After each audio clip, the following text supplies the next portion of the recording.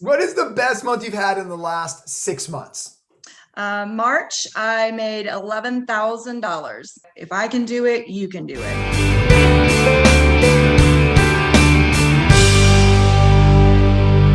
Another episode of On the Road with signing agent Dawn out in beautiful Texas. Hook 'em horns, girl. Hook 'em horns. Like every single one of these stories, yours is so inspiring. I want to tell your journey from start to end, but let's just kick off this with some inspiring thoughts. How much money did you make in the past 6 months of being a signing agent? Over $54,000. Over $54,000. How much money did you make last month? Last month, I made $6,100. The month before that, how much did you make? $7,700. The month before that, how much did you make? $9,200. What is the best month you've had in the last 6 months? March, I made $11,000. I love it. I love it. Why I shared that journey is because your journey is an amazing one. It's not every month 10,000, 10,000, 8,000, $15,000. It is 6, 7, 9, 9, $11,000. And I want people to see like every journey is different, right? It's not everyone has to be a $10,000 signing agent every single month. Your journey is beautiful. So let's kind of get into it. Why is there a difference in months income of 6,700 last month and then 9 a couple months ago? Why is there a variance in that? Well, I am a full-time single mom, 7 days a week, 365 days a year for the last 10 years. So I have to put my daughter first. She's a teenager, she plays sports. And there's a lot of other things. It was summertime, vacationing. I came to Las Vegas, I met you. And so there were just other things kind of going on in my life, taking care of my daughter and, just living my life I and love it. having fun. Yeah, I know. I know. What I love is what you said is, it's your daughter first, right? It's, 365. It's, I got to raise a daughter more as importantly as provide for us. But what makes this business amazing is you can have $6,000 months and go to volleyball tournaments and go to doctor's appointments. And then when one month is a little bit slower for her needs as far as extracurricular, et cetera, you can make $11,000, right? It's one of the best businesses in America. And so I want to show people through your journey that, a single mom can create a 6-figure business. So let's just kind of take people back to the beginning of your journey. I think you've seen a lot of these shows and episodes that I do, and I start always with the same question, right? It's why did you choose to become a signing agent? Kind of talk us through your journey to help another single mom or anybody watching this get inspired, because Dawn, your story is amazing. Thank you. Yeah, so, I've a full-time single mom, and I have worked for over 20 years as a nurse. I did have a work-at-home job. It was easy, but it really wasn't paying the bills. And I was just feeling defeated and feeling like, gosh, I'm a failure. I'm at the bottom of this valley. I can't get ahead. I'm living off of my credit cards.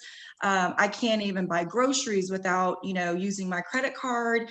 And it was just, I just felt like I was depressed all of the time, because I just could never get ahead. I was always at the bottom of the mountain. And so I, refinanced my house. I stumbled across this, and here I am. The rest is history. Yeah. Well, first, I want to say thank you so much for being vulnerable there, and being a single parent like D, I couldn't imagine the pressures of being a single parent.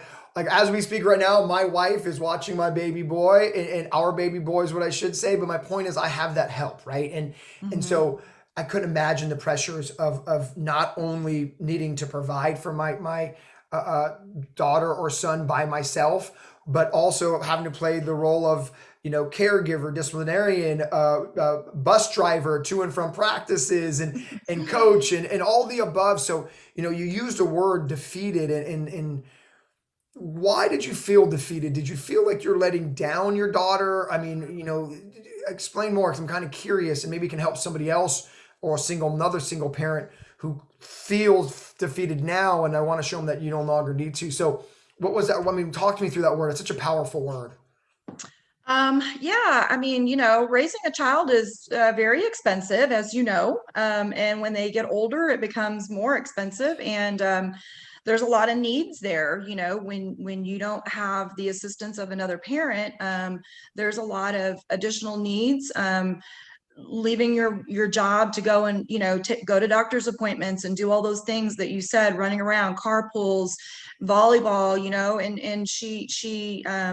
and she's very active. We play volleyball year round. I just felt like, oh my gosh, I'm spinning my wheels here. I'm just so like exhausted and defeated because I could not get, I just couldn't get where I needed to be. And from a financial standpoint, she just, this is a girl and girls need a lot of stuff. um, and so I just felt like a failure. Like, why can't I get ahead? I'm just always trying so hard. I'm always looking for my next opportunity. And I just needed a break. And I found it. You say you kept searching and searching. What do you mean by that? I just did a lot of I've probably done about 12 different multi-level marketing businesses on the side. Off and on, I go gung ho on one and then it, fails. And then, oh, here's another one, here's a new one. Just always trying to find my next opportunity. Where's my next opportunity? How am I going to be able to continue to provide for, my daughter, my family, and just not always feel so exhausted and at the bottom of the totem pole. And like I said, I was depressed. I felt like I was failing. I just needed something more. And, it came Well, through your course. I'm so happy for you, Don. I love getting to know you students even more intimately because, I'm already so proud of you because I know how hard it is to be a business owner, period.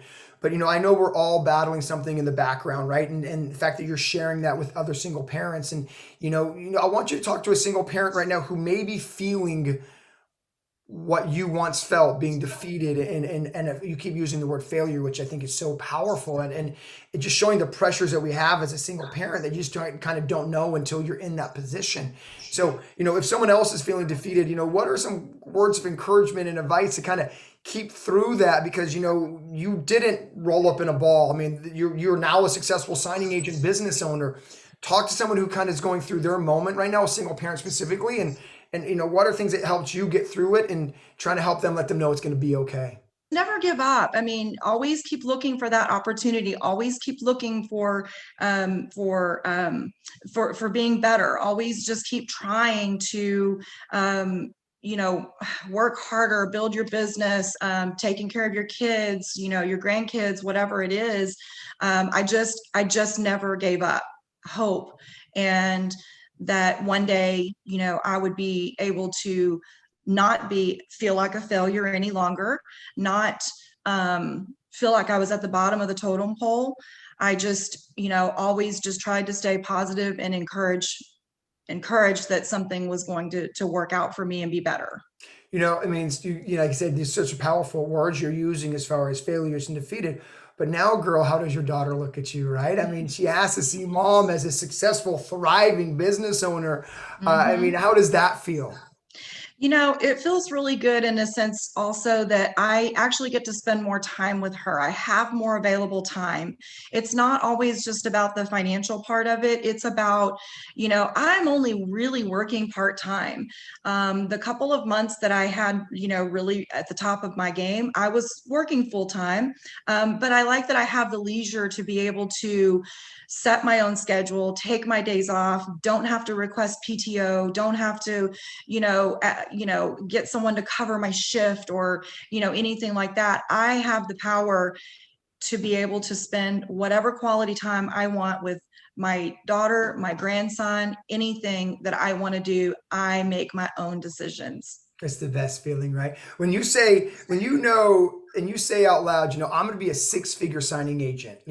How does that make you feel, though? I mean, from where you were to like, I'm going to be a six-figure signing agent in 2021. Like, Like when I say that to you, like what feelings go through your body? I am just, I'm so excited. You know, I went from a 8 to 5 job making, you know, $62,000 a year, and I am going to make $100,000 or six figures in 2021. I still don't, I still feel like it's surreal. Like, I don't even know how to explain the feeling of accomplishment and everything that all of my hard work has, you know, is paying off. And it's just, I'm so excited. I love it. I love it. You know that you mentioned that you found this opportunity through a refinance, which is incredible. What was kind of the reasons why you were refinancing? Well, you know, being a single mom, it was the holidays. I needed money. I was, I didn't know how I was going to get through the holiday season. And I just kept thinking, gosh, if I could just like skip a mortgage payment, I would have that extra money to help me get ahead. And so just through, you know, trying to figure out how to do that, I thought, well, if I refinance my house, then I can, you know, skip that payment, get my escrow account back, and be able to just push myself ahead going into the next year, which this was in 2019. Um, and so, but I felt really bad about refinancing my house. I thought, you know, I've paid into my mortgage for 5 years, and here I am going all the way back. I felt very depressed about it. I was very emotional. I cried. I thought that it was a bad thing to refinance my house. And now I see that everybody in America refinances their house for whatever reason or another. Um, but it was through that opportunity when I was at my lowest breaking point, financially, emotionally, mentally drained, that I stumbled across your course, and it has turned my life around for the better. And I think back to that day in November. I think it was November 7th, 2019, and the very next day I got my commission online. I watched your videos and I was like, wow, I cannot believe I just had a really divine connection, intervention with refinancing my house. And that little thing that I did has gotten me to where I am today. It's amazing what happens when you're looking, opportunity arises, right? And I think what was really crazy about that story was, you had to refinance just in hopes you could skip a mortgage payment, just in Mhm. hopes you can get money back in your current tax account to make you whole for the Christmas season so you can give your daughter Christmas. I'm gonna start crying. Like, I mean, and it's beautiful that that moment of despair led to where you are today, right? And with a Mhm. thriving six-figure business, Mhm. with that you're smiling ear to ear. When I saw you at conference, I mean, your energy was just incredible. And so I think, thank you for sharing that, because I think a lot of people wouldn't have that moment of, letting other people know that if you need a refinance just to make ends meet, if you need to get your tax account money just to give Christmas to your daughter, like, things will work out if you want them to work out. And you had Yes. every reason to kind of, crawl into a hole, but you didn't. You saw an opportunity, you immediately took action on an opportunity. And I Yes. hope everyone's inspired by that, because, you know, people sometimes let their circumstance and weigh them down. And you're like, look, I'm ashamed I'm doing this right now, but you know what? I've heard about something, I took action. And I think the action is the key to success, right? And the fact that Mhm. you've been doing MLMs and everything tells me you always had what you needed inside of you. It was finally finding that vehicle that can make dawn shine. Yes. Yes. And Yes. girl, you found it, right? Yes. Yes. I have, and I couldn't be more happy. I mean, it not only has changed my life financially, but it has changed my life. Just I'm just happy. Right. I'm not feeling down and depressed all of the time. I'm able to take more time for myself. I'm able to get up and go work out in the mornings because I would make my own schedule, right? And so just all of those things combined, it's not just about the finances for That's right. me. It's about me also living my life and being responsible for myself and my business. I work as hard as I want to, or as little or as much as I want to. And I think something you didn't say, but almost goes unsaid, is all those things making you a better version of Dawn ultimately make you a better mom. Right? Yes. When mom's happy and mom's operating from a place of abundance, the whole house feels it, right? And your daughter must feel it. Yes, there's a lot less stress and tension between my daughter and I. I mean, she is 14. There's a lot less stress because I get to spend more time with her, because I'm not stressed Right. over my finances, because I'm taking time for self-care for myself through, whatever I'm doing, whether it's exercising or just, volunteering or things like that. So when I'm happy, we're both happy. All right. I love it. It has really, I do think that it has really actually made our relationship grow stronger because I'm not stressed out all of the time. All right. I'm happy. And if I'm happy, she's happy and we're happy. And that's a good thing with a 14-year-old I girl. love it. So No, I'm so happy for you. I speak to a single parent now. Just got the loan signing system course, and they were where you were a year ago, right? And this, having a contentious relationship with your daughter, being stressed out. Talk to them. Like, tell them what words of advice would you tell someone who is a single parent just becoming a signing agent? What words of advice would you give them right now? well, I mean, I know how extremely hard it is to not just to get started, because there's a lot of nerves and, and maybe you're working your full-time job, and like I was working my full-time job and I just eased into it. But after I did my first closing, I said, wow, this was really difficult, stressful. It was a VA refinance. I was sweating the whole time. It was just, I really had a hard time with it. And I started to throw in the towel and say, well, I can't do this. But you know what I told myself? Never give up. I'm never going to give up, because I felt very, very, very strongly about this opportunity. And so I went back. I did take a little bit of a break after that first one. And then I went back and I said, you know what? I am determined to do this. I am determined to turn my life around for me, for my daughter. I am determined to climb up this mountain and get out of this valley of despair and depression and, feeling like a failure all the time. I said, I'm never going to give up. So never give up. There's a lot of people in the groups that helped me. I didn't have an actual mentor per se, person, but I asked my questions in the group, and people were so gracious to help me walk through some of these documents and help me learn and understand some of these documents. And so I never gave up, and that's where I'm at today. I was able to quit my full-time job in December, and I've been a full-time signing agent since December the 4th. Oh my God, I love how you know the date, And December the the date 4th. That is the I I became celebrated full with a bottle of time. champagne. So Don, you beat me to the punch. I always ask everybody, what's one piece of advice you'd give a signing agent, right? Like if somebody is starting off brand new or they've been in the business 3 years, right? What's one piece of advice you, Don, because you are a successful signing agent. What's one piece of advice you would give someone else, whether that's your daughter in 4 years who's going to be a signing agent?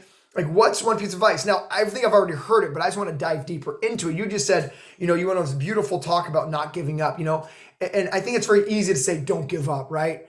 But let's try to dive into it and help somebody else, like, really understand what not giving up means. Like, where did that come from you, and how did that become a fabric of your business? So, I love you say don't give up, because I agree. Don't ever give up. But, like, where did it come from? Like, take me back to, like, that powerful advice for people. Well, 10 years ago, I became this full-time single mom, 7 days a week, 365 days a year. And she's 4 years old. I'm going, okay, it's all me. It's you and me now, kid. Like, what am I going to do? I've got like every responsibility for this child. And I just have always fought to work hard. I've always, just looking for the next opportunity, the next thing I'm going to do, because how am I going to raise this child by myself in today's world? And I was lost. I was, again, just depressed. I was just wanting to do whatever I could do to make the best life for my daughter. And sorry. And so over the course of these 10 years, I have just always I've always been striving to do what I could for her and my family, and just make sure that we had what we needed, and I was able to meet her needs. I was able to take care of her as the sole provider. That I was able to make her see that also, if you put your mind to it and you never give up on anything, you can be whoever you want to be, and you can do whatever you want to do. And I think that, over the course of the last 10 years, her being a teenager now, she may not realize it right now, but I think that, if I were to ask her, she would be able to relate to some of the hard times that we've had, some of the rough, holidays that we've had, and realizing now how much better things are because I never gave up. I never gave up. I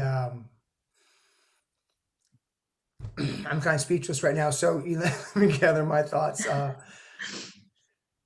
What I think is that was beautiful about that is, you're a better business owner because of what you went through the past 10 years. I tell all you students that is, what we've been through has led us to this moment. What you've been through is leading you to being a business owner. Sometimes people come into the business and they don't have some of the trials and tribulations that other students have, and giving up becomes easy because they don't know what it's like to have to fight for something as hard as you are fighting for your Mm-hmm. daughter and providing for her. Like I have a 4-year-old. I couldn't imagine looking at him and being like, all right, it's just me and you, man. And We're so gonna do this. I We're gonna do this. That's right. And so but the point is, like, the don't give up mantra is just who you've become. It's become a fabric of you, and that's led to your business. And I think being a single parent has made you a better business owner, right? You had a very rough first signing. A lot of people would have let that first rough signing be like, you know what? I'm good. Being a signing agent isn't for me. But you told yourself, look, I need to take a step back, breathe. Okay, cool. I got this. And so I appreciate you being honest from a couple standpoints of like, letting people know your first signing is rough, and it's not all peaches and cream when you're building a business, right? There's good days and bad days. But this idea of Dawn, single mom, has built this skin and this who you are is because of the past 10 years. And I hope people heard what your piece of advice is. Like, don't ever give up. Because sometimes when your why is big, the how is easy. Not sometimes, but all the time. And Yeah. you took that mantra into your business. And girl, that's why you're going to be a 6-figure signing agent. Yes. Yes. And Because I never gave up. that's right.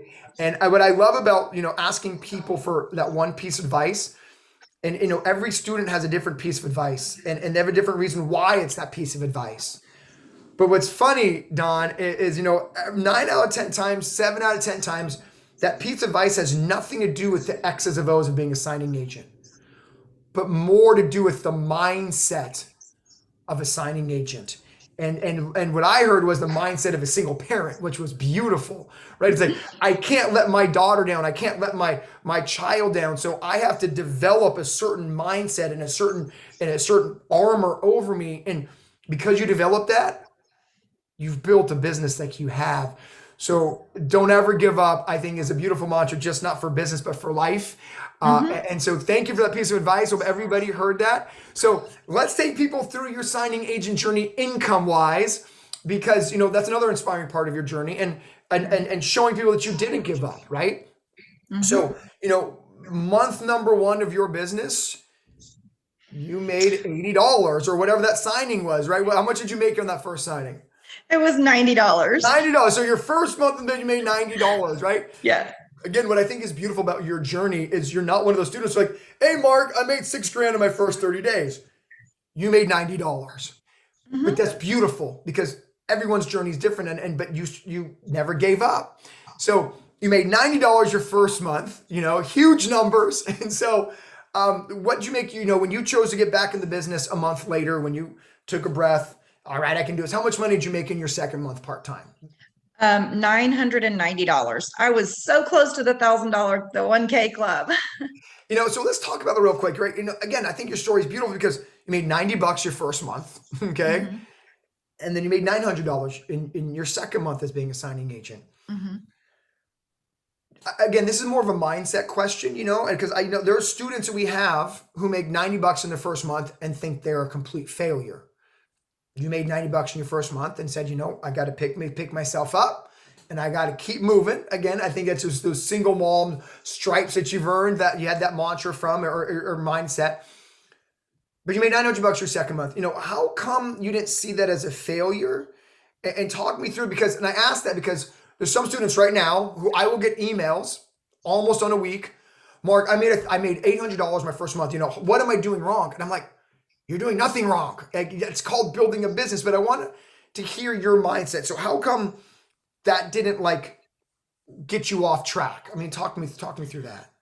Well, I didn't have really high expectations, or I don't want to say expectations. I want to say I did not have, I really was looking to make a little extra income on the side. I needed to make about $500 to $1,000 a month extra so that I could have grocery money without using my credit cards, so that I could pay my bills, things like that. So I didn't have myself set at a very high level, but it progressed from there whenever it started getting easier and easier and easier. Um, and even still today, I don't strive to hit $10,000 and $15,000 a month. Like we talked about earlier, I'm living my life too. I'm working, I'm part-time, full-time, whatever I want to do, and I'm living my life. And so I was encouraged and excited that month of May 2020 when I made $990. I was ecstatic. I thought, this is the easiest money I have ever made after my failure, for that first one, which wasn't a failure. The signing went fine. It was just Right. very difficult.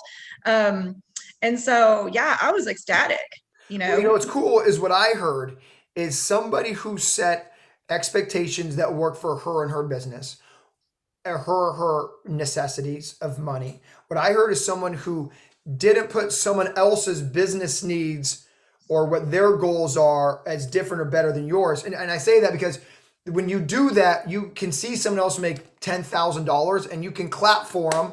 And you're not Mhm. saying that, you're not saying you're a failure. You're figuring out what works best for me and my family, and you're sticking with that. And I think a lot of Yes. people come into the business and they're like you, they're like, look, I want to make an extra $1,000 bucks, but they get derailed because they see somebody else who makes $6,000, and all of a sudden they're feeling like, oh, I'm a failure. When you're just like, look, I wanted to build a business around what I wanted, and what someone else is doing isn't relative because this is a business for me and my family. And I think it's an Mhm. important something to point out is, you didn't let someone else's success mean your failure, because what they're building is for their and their family, which is completely different than yours and your Mhm. goals. And I kind of right on that. Yeah, I mean, everybody's goals are going to be different, I, know what my minimum per month is that I need to make to be able to maintain my household and my family and my daughter. And, you know, um, next month I may have a higher expectation because, I may have something additional that I need to pay for her club volleyball, or, whatever the needs are. And so just set my standards, and if I go over that, I'm ecstatic. And if I'm, I don't go under. But it just goes back to being able to work as much or as little as I want to, and being able to have that quality time with my family. I can't, there's no price tag for that. There is no price tag, for any of that. So I am excited when I make over the amount that I have set my goals for that month. And yes, I'm very happy for those people that work harder or maybe more or make, 10, 15, 20,000, dollars a month, but those aren't my goals. Yeah, no, and I love it. You ended with the perfect sentence. Those aren't my goals. And so I love how you say, I set goals for me and my family, and other people hitting their goals, great, but it's not a comparison. And that's what I try. That's what I love about these interviews is getting into a mindset of a successful signing agent. It's, sometimes I think too often people compare their journey to someone else's, and that gets them discouraged, that gets them overworked. And you're like, look, I'm juiced for those other people, but that's not for me. And you stay in your lane. And that's why I wanted, Yeah. like, I didn't know how you're going to answer that, but I love it. And I hope people really get inspired by that, because I think too often we take our eyes off of our journey, look over here, and then they're like, oh, well, that guy's doing more than me. And then it's like a really awkward self-reflection when you're like, look, I value time with my family and my daughter more than I do money. And for you, that works. So you just figured out what Yeah. works for you, and then you're happy for what works for other people. Yes. Absolutely love that story. I Yes. love that mindset. And that's why I get you guys on these interviews. So hope people are inspired by that. So let's keep going. So your first month you did a whopping $90. Second month you did $900. Do you remember what you did in your third, fourth months? Yep. Yes. The next month, which was June, I did 2,200. So then I was even more excited. I was like, oh my gosh, I only wanted to make 500 to $1,000 a month, And then from there, it just kept going up. It was like, this was part-time. I was still working full-time. And I got up to over $4,000 in July. August came around. I think I did over $5,000. And I So continue. when you hit five, I don't mean to interrupt, but this is awesome. When you hit $5,000 part time, like, come on, what was going through the mind? I was like, I don't even make this much money in my full-time job, working 8 to 5, and I'm working part-time. And I thought, this is just amazing. And I wanted to go full time, but I also wanted to get through the end of the year. So I just kept going part time through the end of the year. My best month last year was about $8,500, and that was in October. Love it. Okay, so let's kind of fast forward to where you are in your journey now, right? So, how much of your business is direct business through escrow officers, and how much of your business is through signing services? I am 100% direct. I love it. I love it. Okay, so because there are a few things I want to inspire people. Is not only your direct business. I know this answer, but let's talk about it. How many escrow officers are you getting your business from? I work for 3 to 4 escrow officers. That's it. I love it. That's it. And the reason I wanted you to say that is because I think there's a mantra, there's an idea that you have to be working for 8, 10 different escrow officers to make a six-figure year salary. And you're telling everybody right now, down in Texas, you're doing 3 to 4 escrow officers, and those are the ones feeding you this six-figure revenue that you're making this year. That's correct. Incredible, incredible. I love it. And like I said, what I love about your story, is sometimes, people go, Mark, I want to hear from students where they're not all just about, oh, I want to make a $200,000 a year. And you are really built a business that has fit your lifestyle. And Yes. it's not 100% money. Mind you, 6 figures a year is pretty awesome no matter how you cut it. But it's not a goal to hit 10K, 10K, 10K every month. The goal is to find a business that works around your family. And for you, that's 3 to 4 escrow officers. And that's Yes. why I love telling these stories of you students, is everyone's businesses is a little bit different. Mm-hmm. So, let's talk about the direct business. What do you feel you attribute kind of your success to these 3 to 4 escrow officers using you? And I say that before you answer because, excuse me, I say that because you literally take 2 days off of work because you want to, but you go right back and they use you 2 days later. What do you attribute this business you've built off of? I went in with these escrow officers, and I just started building a really strong relationship with them. I communicated with them a lot. I built up their trust, out in the field, doing the remote closings, to where they trust me so much now that they want me to come in and do closings in office for some of their, top real estate producers, it was just in building the relationship and creating the trust and communication. You have to communicate, and just, learning the documents and things like that really, made it stronger for me too, because sometimes, I mean, there's something missing or I see something that's off or wrong. I send them a text or shoot them an email. Oh gosh, really? We forgot the warranty deed on a seller's package. Oh my gosh. Thank you for catching that. Just things like that, just knowing what you're doing, being comfortable and confident in your documents. And then it spills over into those relationships and building that trust with those escrow officers. Let's first off, if you know what to listen for, you just drop fire.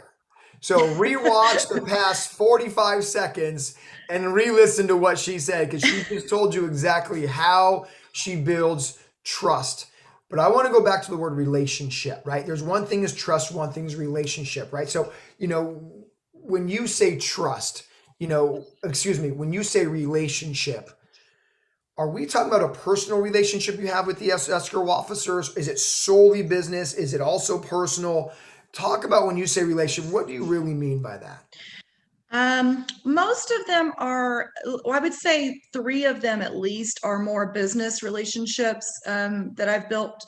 I do have one that we have just a fun relationship, and we don't see each other outside of the office or anything like that, but we talk, we communicate, we talk about life and things like that. And she's one of the top escrow officers in the escrow title office that she works for. So she's super busy, but she's like, you know what, you helped us meet these goals. You helped us get to $300,000 in title, so even though you're not a part of the team, you are part of the team. You are like an extension of me.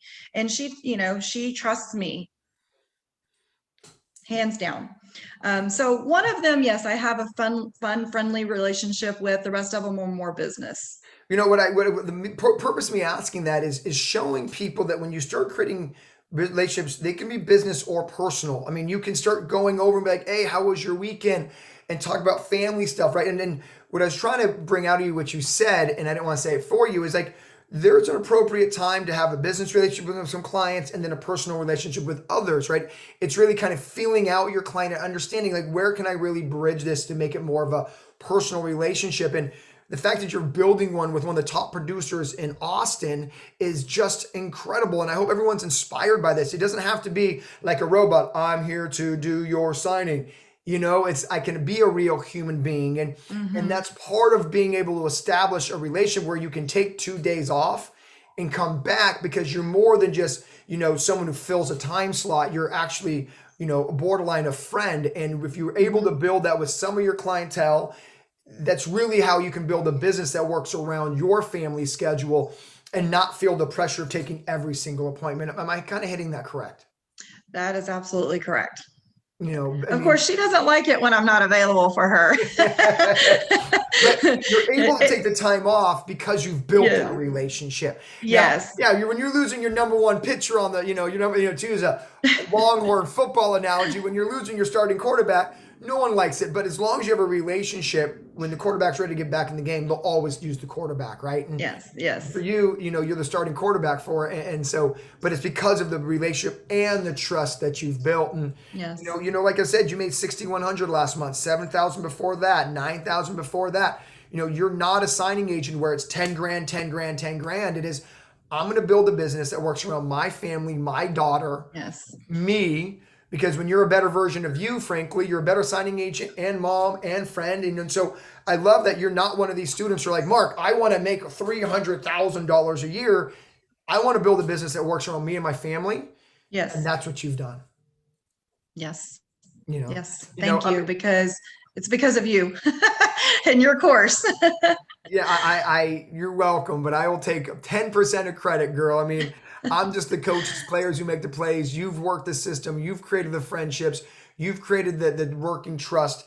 Like I said, I heard everything you told in that piece earlier, and those are things that you apply, and that's not me. So, I mean, I'm proud of you, D. I think you know Thank that, but you. girl, I'm so proud of the business you've built, and I'm more proud about the fact that you've built a business that works around your needs. I'm as proud about my other students who are making $300,000 a year, but I'm proud that you've said, Mark, money doesn't drive my business. My family does. And that's what makes this Yeah. business great. There's no right or wrong way. So I'm just proud that you've built a business that works on your family. It's family first. That's how I roll. So I'm just so proud of that. So I hope everyone's inspired by you. You're a 6,000 almost signing agent some months, 7,000, 10,000. It's whatever you want. Yeah.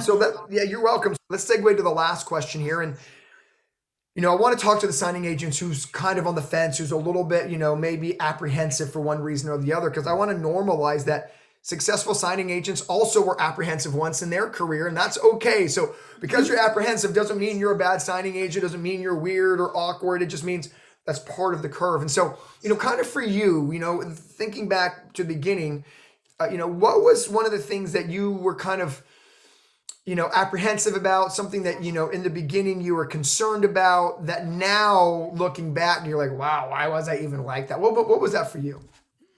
Well, I was a nurse for over 20 years, so I know medical things, medical documents, things like that. I was just worried, like, I don't know anything about real estate. I don't know what a note is. I don't know what a deed of trust is. I've bought houses, but I don't know anything about any of this stuff.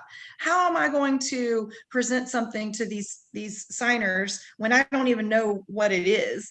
And now I don't even have to, one liner for every page that I present in front of the signer, and so it just took some time to learn the documents, yes.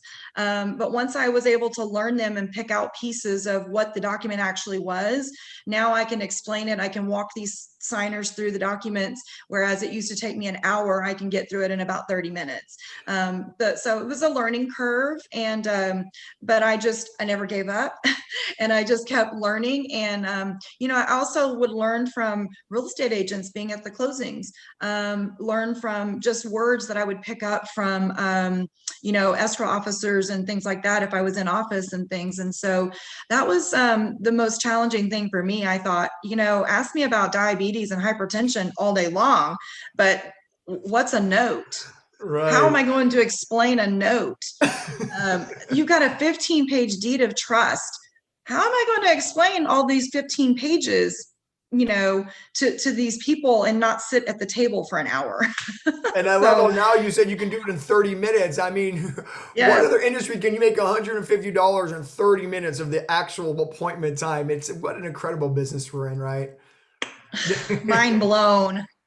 Right. But I'd like to thank you for being vulnerable. Again, I'm trying to normalize in some of these interviews that, if you're currently going through the loan doc process or you're on the outside looking in, thinking to myself, wow, how am I going to learn all this? Like everybody kind of has their moments of like, wow, self-doubt of, am I going to be able to pull this off? Am I going to be good enough? Am I worthy of a business? Whatever that is. And so, I appreciate you saying that. And really it's just a matter of repetition, not Yes, giving up, to use your mantra. I love that's been kind of the phrase of the conversation today, not giving up. And and again, kind of in conclusion of this conversation, it's yours being a single mom, I think has set you up to be a phenomenal signing agent, right? thank you. You're welcome. I mean, look, I tell everybody this business is simple, but it's not easy. I will never say Mhm. it's easy, right? This business takes resilience. It takes patience. It takes consistency. I mean, you made $90 in your first month, right? Then you made $900 in your second month. But those are all things that I believe that because you're a single mom, raising a child by yourself takes patience. It takes not beating yourself up all the time. And some of those attributes of being a successful single parent like you are also leads to being a successful signing agent, and Mhm. I mean, I'm a parent and I have a wife, and man, patience is like that's probably the biggest things he's taught me in the 4 years he's been alive. And I can imagine that has to be even umpteenth more being a single parent, but that relates to being a successful signing agent. You know, Hmm. you were not one of my students who made 10 grand in their second month, and that's okay. And I think you're normalizing, look, you don't need to make $10,000 every month to consider yourself a successful signing agent. $6,000 months are cool. It's whatever you want to build around your business. Is there any parting words you just want to say to anybody watching right now? I mean, any last things of encouragement, of inspiration that kind of on the way out of this conversation that you could inspire somebody with? Well, I mean, again, just never give up, have confidence. If I can do it, you can do it. It is going to take time. It is going to take patience. Like I said, I threw in the towel in the beginning after my first one, and then I just said, nope, I'm not going to do that. I'm getting back on the horse, getting back in the saddle, and I'm going to go forward with it. And I'm going to make 10,000, a six-figure income this year. And you did. So just, have confidence, find a mentor if you can find someone nearby. The groups are very, very, very helpful. That's how I got started, was asking my questions in the group, finding people to help me learn what I was doing. And, if I can do it, you can do it. I think you said something that was again, I think everybody knows my story now, right? And I think being a draw upon some of my trials and tribulations has made me a better business owner, a better mentor. So my point is that I think you said something I think single parents aren't afraid to do. And you said, don't be afraid to ask for help in the groups. My guess, being a single parent, you have to be able to ask for help. Like it's like not asking for help is like not an option, right? I think some people are afraid to ask others almost out of vulnerability of like, are you going to judge me that I'm reaching out for help? Again, I Yeah. think as a single parent, you almost have to be like, hey, it takes a village, right? But the point I'm trying to make is, I think you hit something on the head on the way out that I think is an important piece of advice is don't be afraid to ask someone else for help. Don't be able to reach out. Don't be afraid to ask someone locally, like, hey, would you like to get a cup of coffee? I know your relationship with another LSS student. And so, but again, things I think you take for granted being a single parent, because I have so many students who are afraid to ask somebody else for help in the group, like, hey, would you like to meet up for coffee and do mock signings? Because they don't know what it's like to reach out. And I think again, being a single parent, you have no choice at some times to be like, look, can you help me?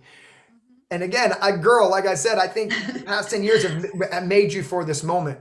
Yes. Because there are students right now who refuse to reach out to somebody because that's not in their DNA. But again, being a single mom, it's like in your DNA to be like, it's okay. I might need to ask for help. And so you Yes. glided over something so simple, but I think so profound.